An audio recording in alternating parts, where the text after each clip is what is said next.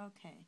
Number 15 reads, sketch one cycle of the graph y equals 2 times the tangent of x over 2, identifying the amplitude, period, and the 5 major points. You must identify each x coordinate within the cycle. Okay, our equation here goes along with the a times the tangent of bx. We use bx, or b, to find our period, which is, and we will divide 2 pi divided by b. So 2 pi divided by 1/2, which is our b, gives us 2 pi. So our period is 2 pi. We need to find the distance between each major points. And in this case, to find them, we divide our period by 4 because we have 4 spaces, but we need 5 points. So 2 pi divided by 4 is just 1/2 x over 2. And then we need our left vertical asymptote and our starting point. To find our starting point and left vertical asymptote, we set bx to negative pi over 2, which is due to our restriction on our domain. So when we set x over 2 equal to negative pi over 2, we end up with a negative pi, which is our starting point in our left vertical asymptote. Along with this, tangent graphs have a pattern, which is a left vertical asymptote to our negative absolute value of a, to our x-intercept, to our positive absolute value of a, and our right vertical asymptote. Now, I'm going to go ahead and graph these points. Taking this away.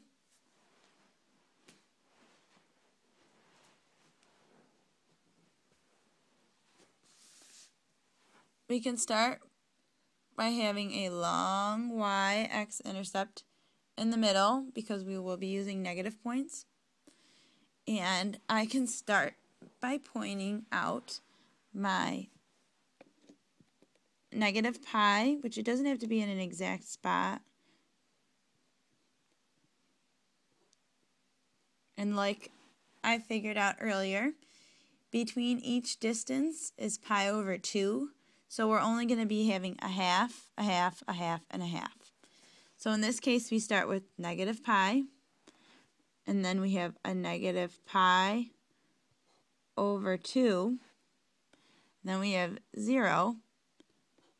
We have a positive pi over 2, and then we have a positive pi. Now also with that, we need our y values, which come from our a. And with that, to scale it, this is approximately 1/2. So if we double that, that will be 1. Negative 1. And we can double that because we need 2. Okay. Now that we have all of our points, we can now plot out our asymptotes. We can start with our left vertical asymptote, which is negative pi. I'm going to use a dotted line to show the significance.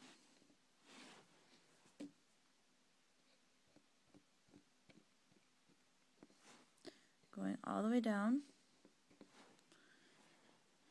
Now from there, we just add a pi, which brings us to 0.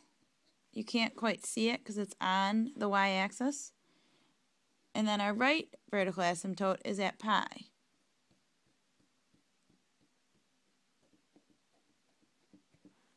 Okay, now that we have our asymptotes and our values, we can now plot our points following the pattern of left vertical asymptote, negative a absolute value, x-intercept, positive absolute value of a, and right vertical asymptote. Now, there's our left vertical asymptote, our point at negative a and pi over 2, our x-intercept point. I'm going to make these points bigger so you can see them. And then our other positive a absolute value, and then our asymptote. Now with this, we're going to get a funky curve. And there is your tangent graph. Y equals 2 times the tangent of x over 2.